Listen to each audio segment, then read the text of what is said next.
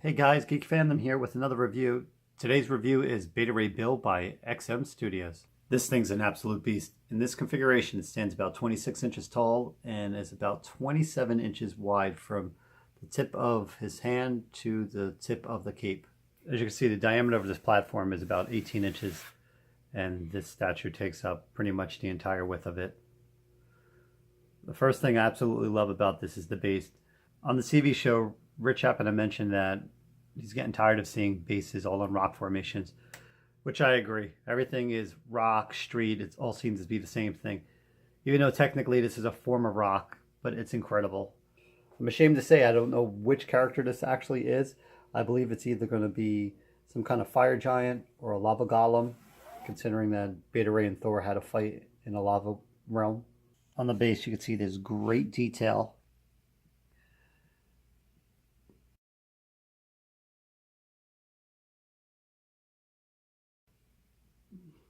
And a very granite look.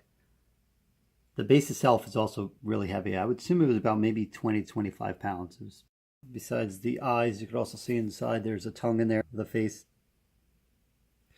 It's hands down one of the most impressive bases I've seen from either XM or from Sideshow.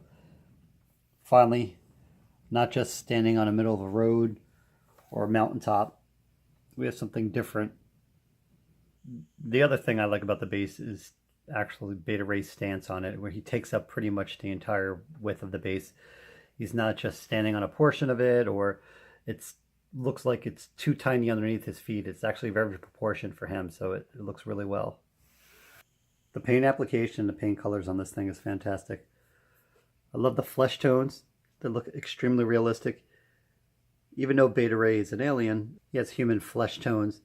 As we get closer, you can see all the veins, the muscles in the neck. There's hues of purple and blue coming down here.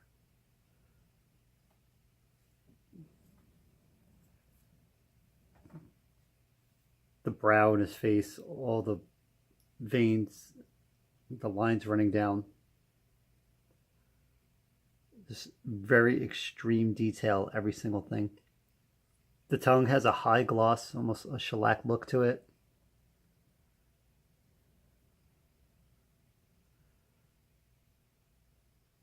The eyes, white out pupils. One of the other things I really like about the portraits that they did, that they're replaceable at the neckline. So you don't get any weird creases in the neck like so many other statues have been having lately. So you pull it out.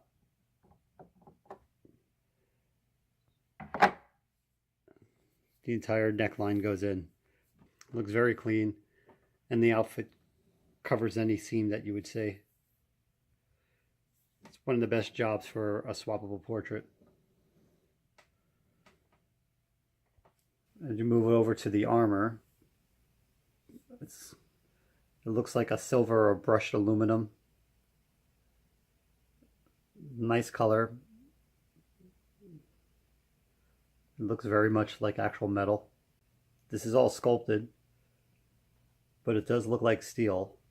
And on the chest plate, which is reminiscent of Thor's chest plate, the silver discs on the front, and it's a different color leading into more of the steel or brushed aluminum. Now look at the arms on this thing, the veins and the detail.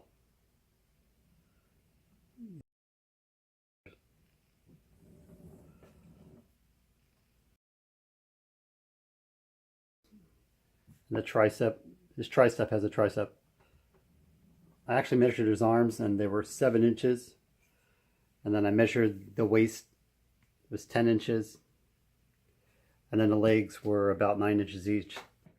The reason why I did that, sort of like a bodybuilder, you want symmetry, to have something nicely proportioned like that. Not every character needs to be like a Hulk where the upper body is so drastically bigger than the lower body.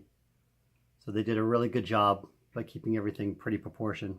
His thigh pads and his shoulder pads all have that similar steel or brushed aluminum look to it. You're going down to the shin guards and the boots. This has more of a metallic light gold to it.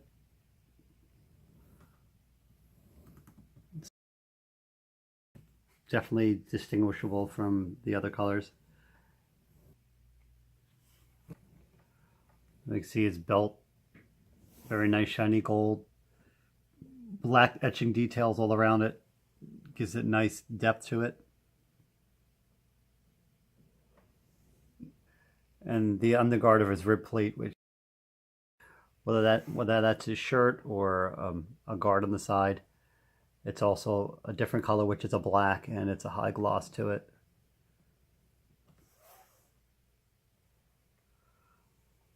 I love the ripples and the stretch marks in all the fabric.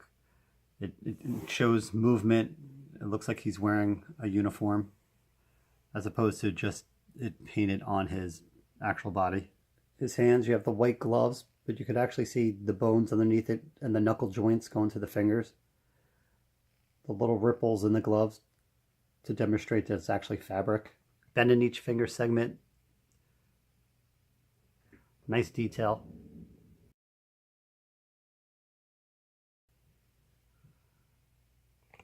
This also is a combination of a metallic gold, almost a brass color.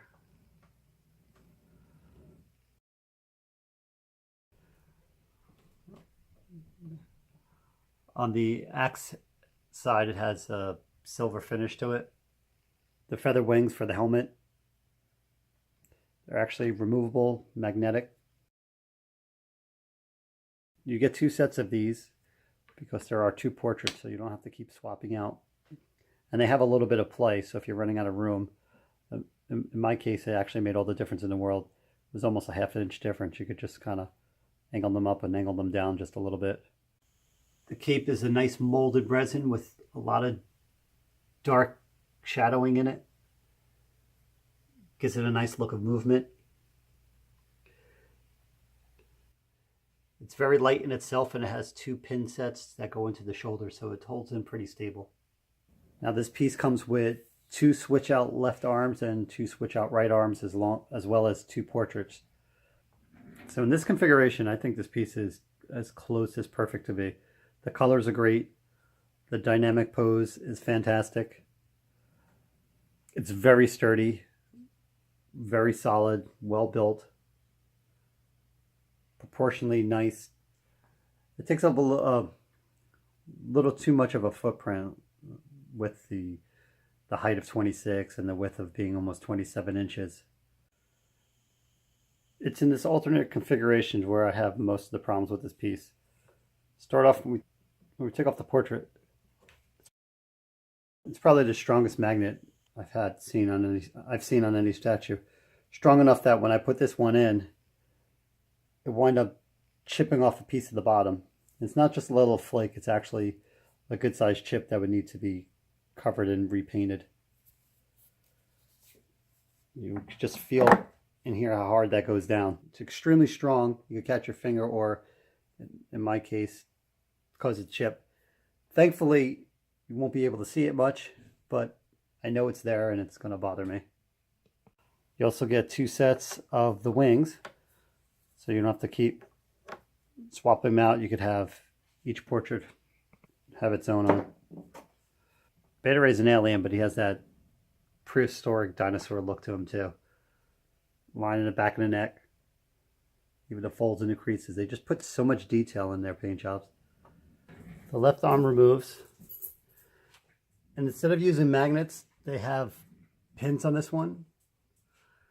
Maybe it's because they're heavier pieces and it might keep it more stable. It's not a problem on this arm, but the next one I'm going to show you the problem with it. It's a closed fist.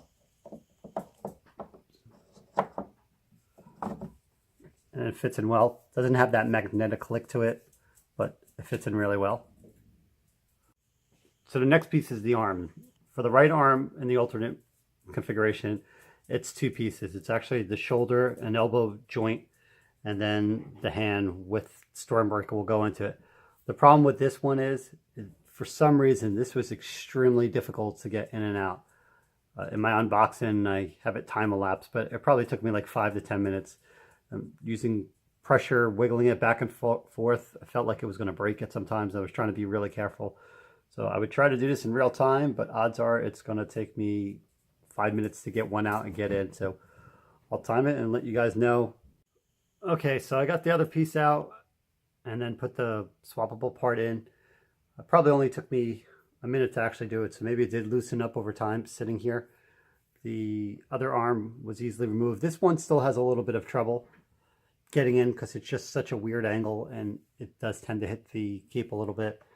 But as you can see, this is separated in two pieces with the peg.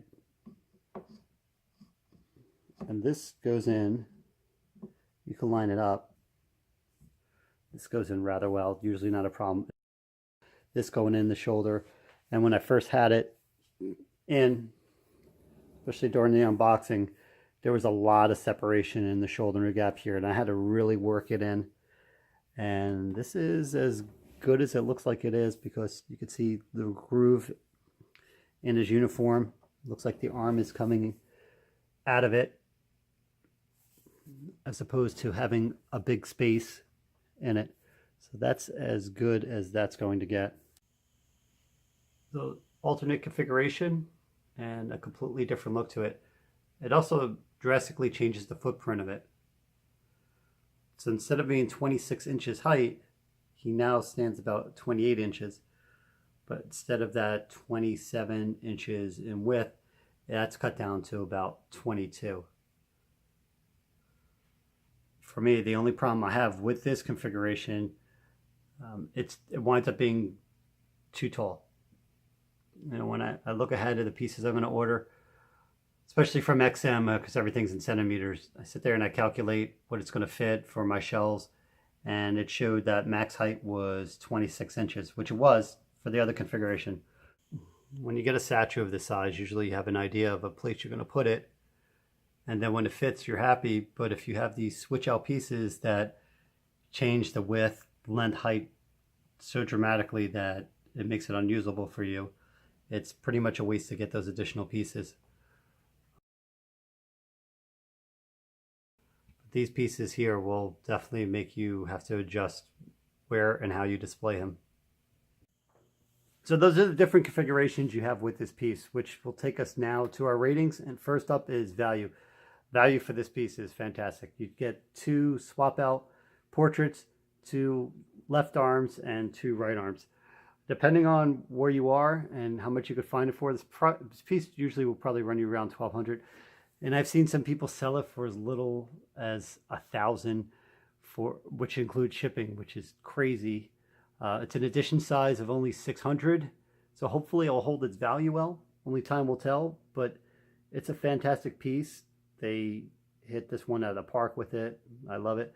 So give it a 5 out of 5. As for quality, the minor issue with the chip, with the strong magnet on the portrait, that could just be mine. I don't suspect that everybody may come across that thing. Difficulty with swapping out the pieces just knocks it down a little bit. Overall, 4.5. Pose is fantastic. The structure, the weight, the size, everything about it is great. Beta Ray is considered to be a B-list character, but XM Studio gave him A-listed treatment here. Can't say enough about it. It's a great piece, worth to get in your collection if you could find it, if you have the room for it. Overall, I would give this a 4.5. I definitely will have it listed up there with a Thanos and Venom piece. I think I actually am starting to like him better than both of those. He'd be a good piece to display by himself. He'd be great if you had maybe another premium format of a Thor next to him, something that would be comparable to the same size. So that is our review of XM Studios Beta Ray Bill. Please like this video, share it. If you have any comments or questions, please leave below. Check us out on Facebook and Instagram at GeekFan. Thanks and happy collecting.